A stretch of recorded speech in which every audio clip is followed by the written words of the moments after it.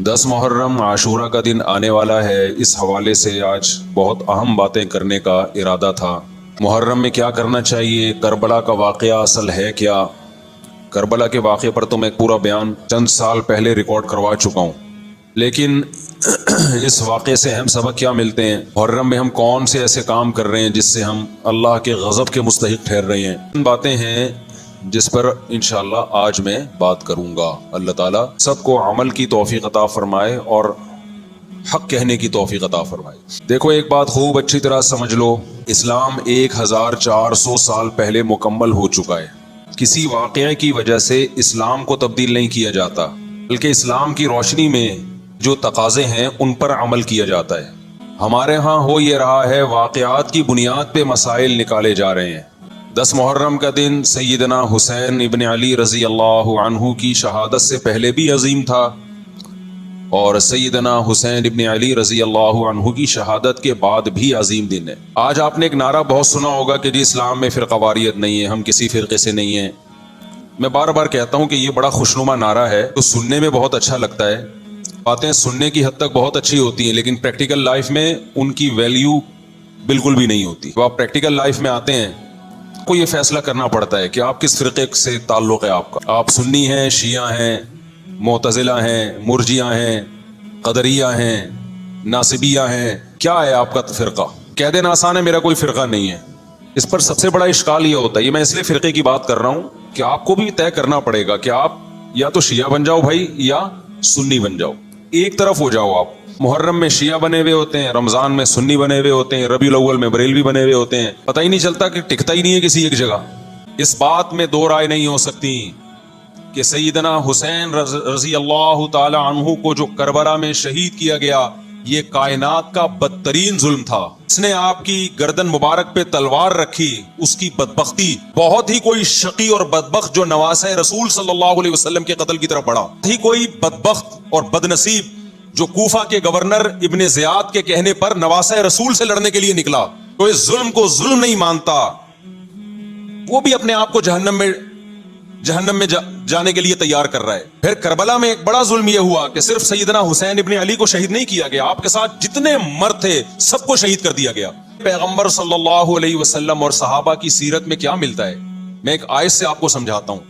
مکہ حضرت ابراہیم علیہ السلام کی کے نسب میں ہونے پر اور آپ سے محبت پہ بڑا فخر کیا کرتے تھے کہ ہم ابراہیم کی اولاد میں ہیں, ہم ابراہیم کے دین پہ ہیں. اللہ نے کیا فرمایا رسول اللہ صلی اللہ علیہ وسلم سے کہ ان اول الناس بابراہیم للذین اتبعوہ, اے نبی آپ ان سے کہہ دیجئے ابراہیم سے محبت کے خالی پیلی کے دعوے مقبول نہیں ہیں. ابراہیم کے زیادہ حقدار وہ ہیں جو ابراہیم علیہ السلام کی اتباع کرتے ہیں, اور یہ پیغمبر اور صحابہ یہ ابراہیم علیہ السلام کے دین کو فالو کرتے ہیں, اور تم ابراہیم کے دین کو فالو نہیں کر رہے, ان سے محبت کے دعوے دار ہو. تو خالی محبت کے دعوے داری اللہ کے ہاں مقبول نہیں ہے. اللہ کے ہاں وہ محبت کی دعوے مقبول ہیں جس میں آپ محبوب کو فالو کر رہے ہو. سیدنا حسین ابن علی رضی اللہ تعالی عنہ جو جنت کے جوانوں کے سردار ہیں, آپ سے محبت کا دعویٰ اس وقت مقبول ہوگا جب آپ سیدنا حسین کی سیرت کو فالو کریں گے. رونا پیٹنا ماتم کرنا یہ سیدنا حسین اور اہل بیت کی سیرت نہیں ہے. صبر کرنا, ظالم کے سامنے ڈٹ جانا, جان کے خوف سے اپنی پالیسیوں سے پیچھے نہ ہٹنا, یہ سیدنا حسین ابن علی رضی اللہ عنہ کی سیرت ہے جو آج ہمیں کہیں بھی نظر نہیں آتی. ہم نے بھائی دیکھنا ہے صحابہ کا طرز عمل کیا تھا. آپ بتاؤ تو سیدنا حسین سے محبت تھی یا نہیں تھی؟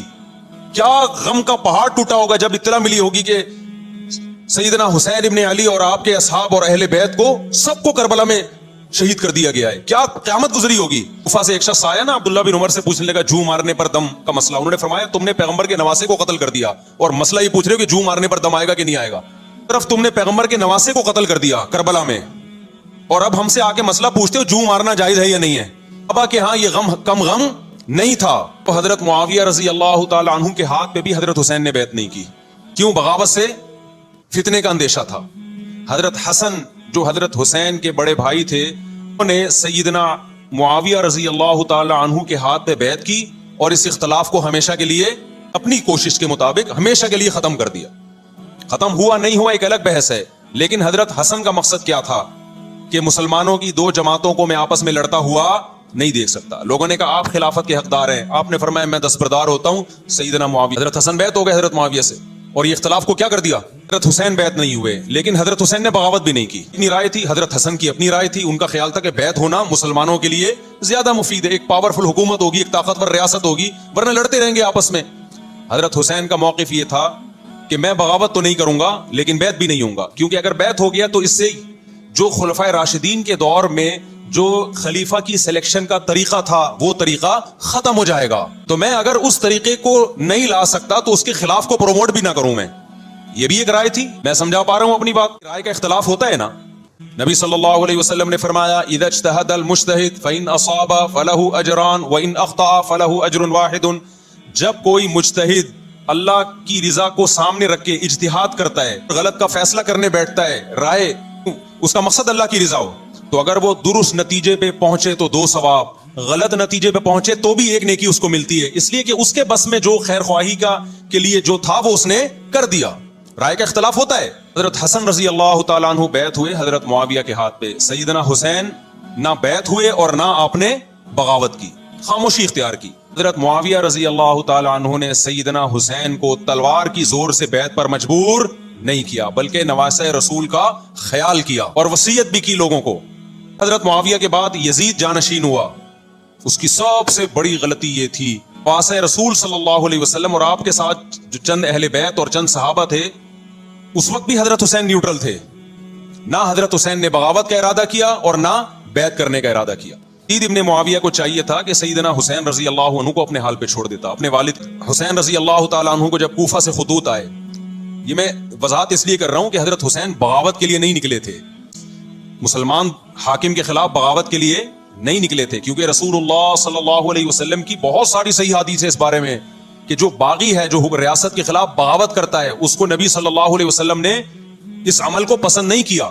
حسین رضی اللہ تعالیٰ عنہ کو کوفہ سے خطوط آئے, یہاں سارے کے سارے لوگ آپ کے ہاتھ پہ بیعت کرنے کے لیے تیار ہیں. جب کسی علاقے کے لوگ دارالخلافہ ہو اور سب بیعت ہونے کے لیے تیار ہوں تو پھر آپ کا جانا یہ بغاوت کا عمل نہیں کہلاتا.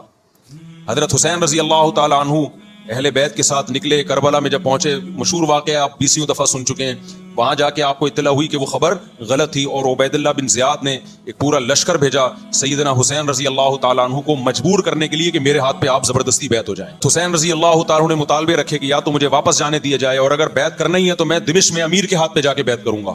میرا مقصد ابھی کربلا کا واقعہ بیان کرنا نہیں ہے, اس پہ بہت کچھ کہا جا چکا ہے, خود میرا بھی بیان اس پہ تفصیل سے ہو چکا ہے. اس کے بعد بھی سیدنا حسین رضی اللہ تعالیٰ عنہ کو مجبور کرنا کہ عبید اللہ بن زیاد جو بدبخت انسان, جو قاتل تھا اہل بیت کا, اسی کے ہاتھ پہ لازمی بیعت ہوں, جبکہ وہ امیر بھی نہیں ہے, وہ گورنر ہے ایک علاقے کا.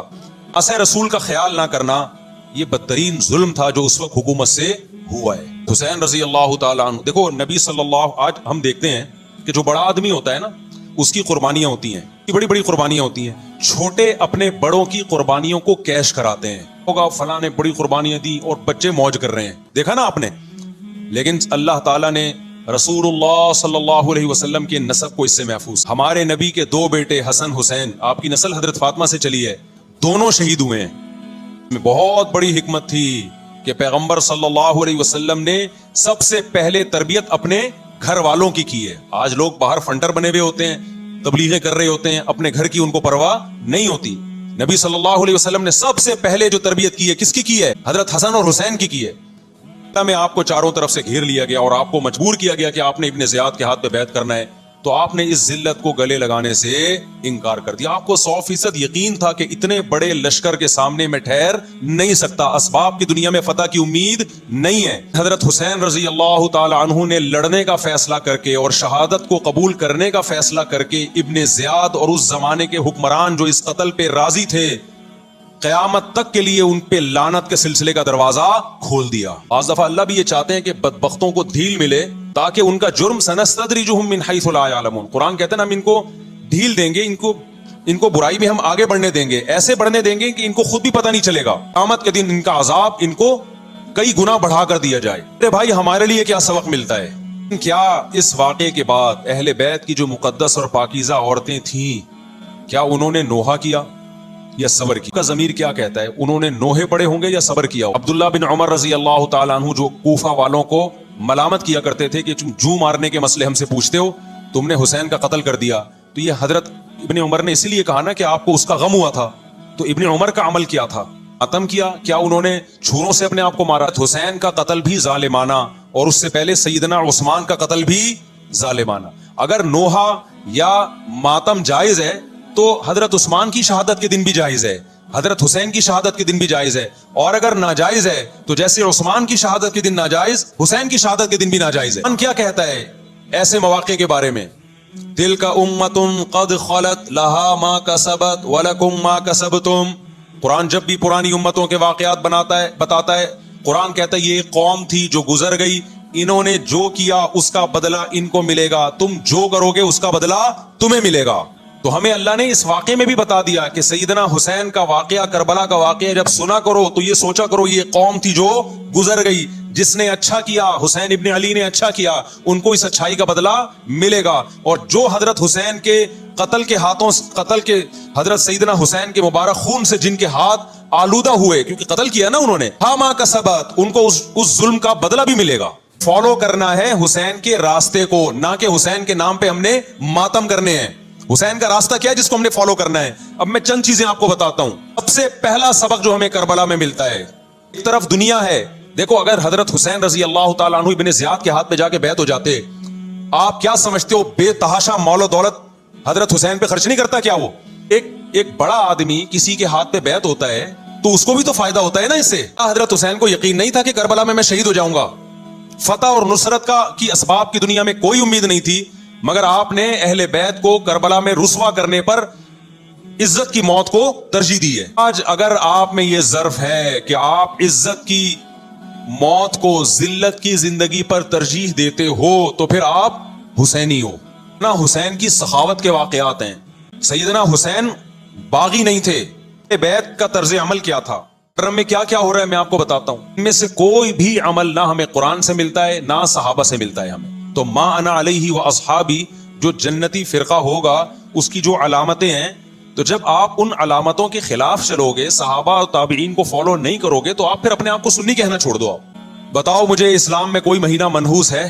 لوگ مجھے کہتے ہیں مفتی صاحب فرقہ واریت پھیلا رہے ہیں. دیکھو فرقہ واریت جب پھیلا رہا ہوں جب میں کسی فرقے کے خلاف آپ کو کر رہا ہوں. ملتے بھی ہیں, بہت دفعہ ایئرپورٹ پہ ملاقات ہوئی, بڑی عزت سے ملے, میں شیعہ ہوں بھی آتے ہیں. میں نے کبھی کسی پہ طنز نہیں کیا. اس لیے میں بار بار کہتا ہوں جو شیعہ کا مذہب ہے اس کو کرنے دو. وہ سبیلے لگاتے ہیں, آپ ان کو مت چھیڑو, جا کے تنگ نہ کرو ان کو. وہ ماتم کرتے ہیں, آپ ان کو مت چھیڑو. نوحے کرتے ہیں, وہ نوحے پڑھتے ہیں, آپ ان کو مت چھیڑو. لیکن آپ اپنی پوزیشن واضح کرو کہ آپ شیعہ ہو یا آپ سنی ہو. آپ تو ایک طرف ہو جاؤ نا.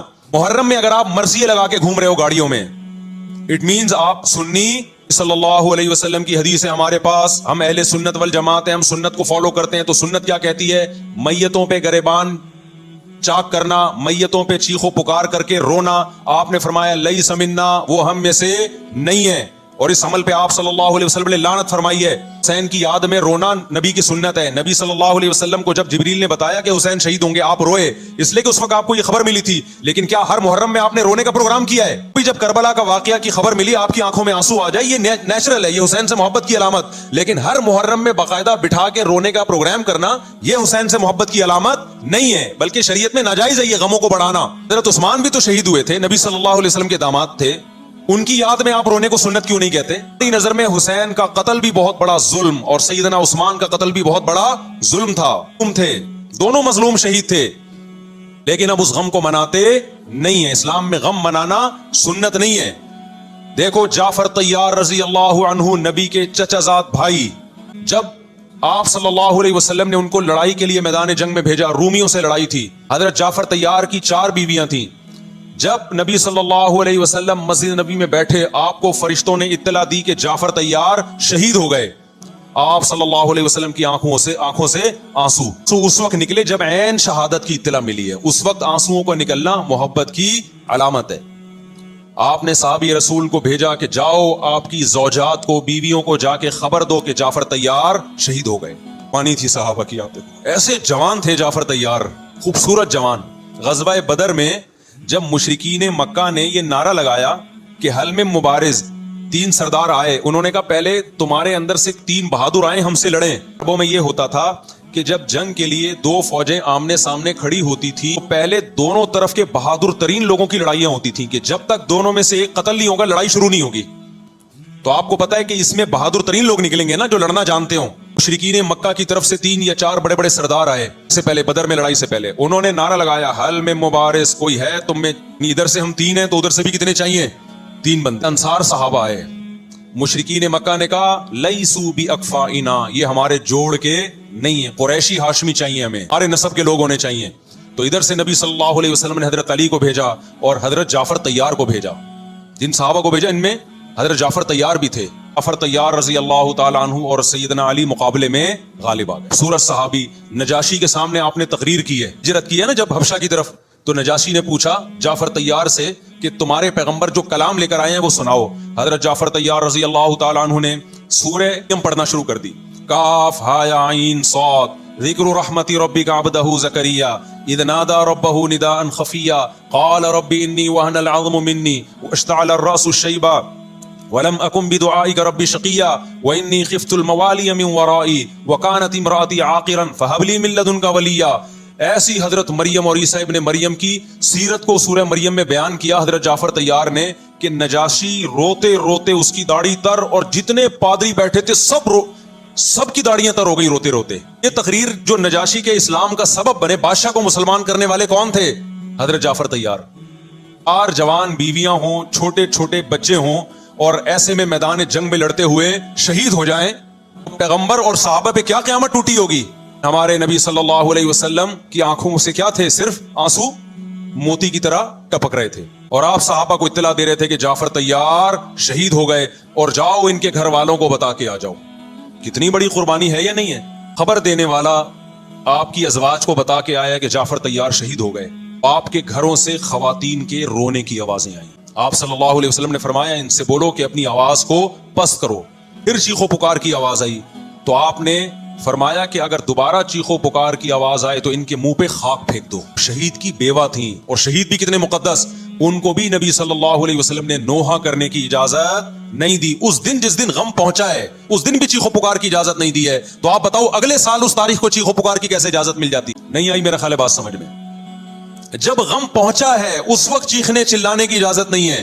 چھوٹے چھوٹے یتیم بچے حضرت جعفر طیار کے, چھوٹے چھوٹے یتیم بچے, کتنا غم ہوتا ہے جب چھوٹے چھوٹے بچے ان کا باپ چلا جائے, کتنا ترس آتا ہے ان کے اوپر. تو ہمارے نبی کو بھی ان یتیم بچوں پہ بھی ترس آیا, ان بیواؤں پہ بھی ترس آیا. نبی صلی اللہ علیہ وسلم چیخو پکار کر کے خود روئے اور نہ آپ نے ان کی ازواج کو رونے کی اجازت دی ہے. سمجھ میں نہیں آ رہی میرا خیال ہے بات. میرا مقصد شیعوں پہ طنز کرنا نہیں ہے, ان کا جو مذہب ہے ان کو اس پہ چلنے دو. میرا مقصد ہے آپ اپنی پوزیشن واضح کرو کہ آپ ادھر ہو یا ادھر ہو. کسی کو تنگ مت کرو, نہ کسی پہ فتوے لگاؤ کفر اسلام کے, نہ کسی کو جہنمی قرار دو. اپنی پوزیشن فیصلہ کرو کہ آپ اگر ادھر جانا تو پورے ادھر چلے جاؤ. پھر یہ آدھا تیتر آدھا بٹیر والا معاملہ مت کرو.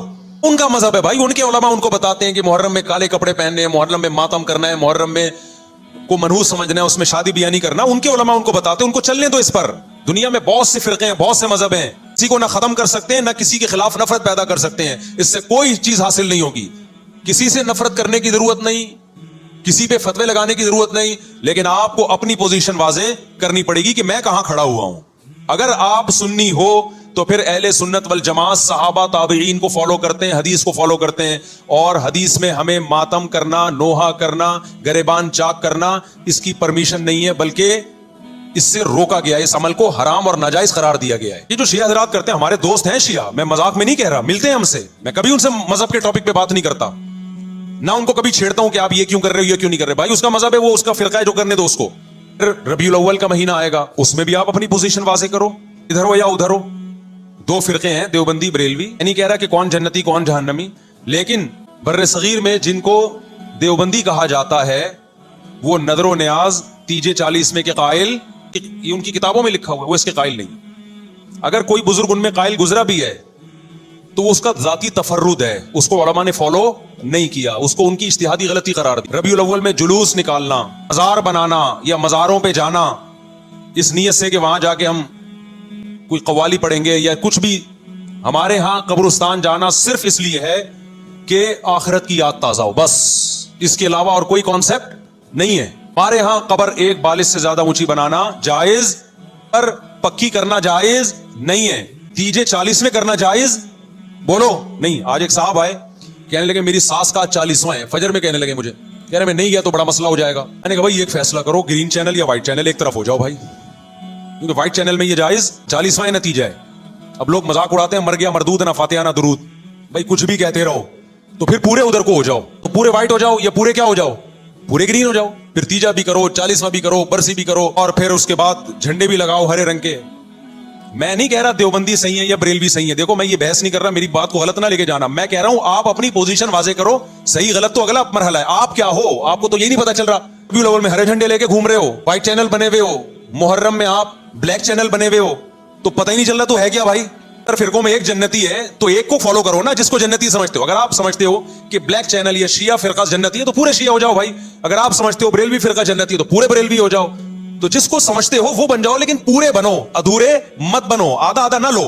बात समझ में आ रही है? मैं फिर बता रहा हूं ना, मैं किसी को जन्नती कह रहा हूं ना जहन्नमी। मैं ये नहीं कह रहा देवबंदी जन्नत में जाएंगे या बरेलवी जाएंगे या शिया जाएंगे, ये तो अल्लाह फैसला करेगा। हम तो वो करेंगे जो हमारी खोपड़ी में आ रहा है। हमारी खोपड़ी में ये आ रहा है कि जिसको भी करो तो एक को करो पूरा, ताकि एक तरफ हो जाओ। आधे तीतर आधे बटेर मत बनो। आप इतने की भी जरूरत नहीं है। कोई जो कर रहा है क्या भाई, उसका मजहब है। देखो हिंदू मंदिर में जाता है ना, हमारी राय के मुताबिक सही कर रहा है गलत कर रहा है, गलत कर रहा है, लेकिन हम छेड़ते हैं क्या? इस्लाम ने इजाजत दी उसको छेड़ने की। भाई लकुम दीनुकुम वलिय दीन, तुम्हारे लिए तुम्हारा दीन, हमारे लिए हमारा दीन। ला इकराह फिद्दीन, दीन में जबरदस्ती नहीं है। जो कर रहा है उसको करने दो। अभी इस्लामी तारीख में कोई एक मंदिर भी हमारे इल्म में नहीं है कि उसमें हिंदुओं पे पाबंदी लगी हो कि मंदिर नहीं जा सकते। जब तक इस्लामी हुकूमतें रही हैं, हिंदुस्तान में 1000 साल मुसलमानों ने हुकूमत की है। अगर हिंदुओं को मंदिर जाने से रोक देते तो आज ये मंदिर खत्म होते। इस्लामी हुकूमत जब खत्म हुई है तो भी मंदिर, लाखों की तादाद में मंदिर थे। इस्लाम मस्जिद जाने का हुक्म देता है या चर्च जाने का? बोलो। जाने को गलत समझता है क्योंकि वहां गैरुल्लाह की, ईसा इब्न मरियम की इबादत हो रही है। लेकिन क्या इस्लाम आपको परमिशन देता है कि कोई ईसाई चर्च जा रहा हो तो आप उसको रोको? देता है? या इस्लाम ये कहता है कि उससे बदतमीजी शुरू कर दो आप? बोलो क्या हो गया? आपको सबक याद करा रहा हूं मैं, बदतमीजी शुरू कर दो। या इस्लाम ये इजाजत देता है कि उससे अच्छा सलूक ना करो? पता नहीं, इजाजत नहीं, बल्कि कुरान तो कह रहे हैं इन्नल्लाह युहिब्बुल मुक़सितीन, जो गैर मुस्लिम तुमसे लड़ नहीं रहे मैदान जंग में, उनसे तुम्हें अच्छा सलूक करना पड़ेगा, क्योंकि अल्लाह अच्छा सलूक करने वालों को पसंद करता है। सहाबा किराम गैर मुस्लिमों को भी हदिये दिया करते थे। नबी सल्लल्लाहु अलैहि वसल्लम ने यहूदियों को भी हदिये दिए। तो जो मजहब इस्लाम की तरफ मंसूब नहीं है, जब हमें उनसे अच्छे सलूक का हुक्म है, तो जो मजहब इस्लाम की तरफ मंसूब है, कतई नजर इससे कि वो इस दावे में सच्चे हैं या झूठे, ये तो बहस एक अलग है, लेकिन निस्बत किसकी तरफ कर रहे हैं? इस्लाम की तरफ। हमें उनसे बदतमीजी बसलूकी की कहां से इजाजत होगी? तो मैं नहीं कह रहा कि आप शिया बरेलवियों से दुश्मनी करना शुरू कर दो, उनकी दावतें अटेंड ना करो, उनसे कारोबार छोड़ दो, या उनको जा जाके तंग करो, क्यों सबील लगा के बैठे हो, क्यों मातम कर रहे हो, ये काम मत करो आप। मुल्क इस फिरकावारियत का मुतहम्मिल नहीं है, से फसाद फैलता है। अपनी पोजीशन आप वाजे करो। एक लकीर है, आप खींच दो। अगर कोई शख्स आपके सामने सहाबा को बुरा भला कहता है, आप बोलो भाई ये मेरी बाउंड्री क्या हो रही है, क्रॉस। मेरे सामने आपको उन बुजुर्गों के खिलाफ बोलने की इजाजत नहीं है जिनसे मुझे अकीदत है। अगर ये काम आपने किया तो हमारी और आपकी राहें अलग अलग।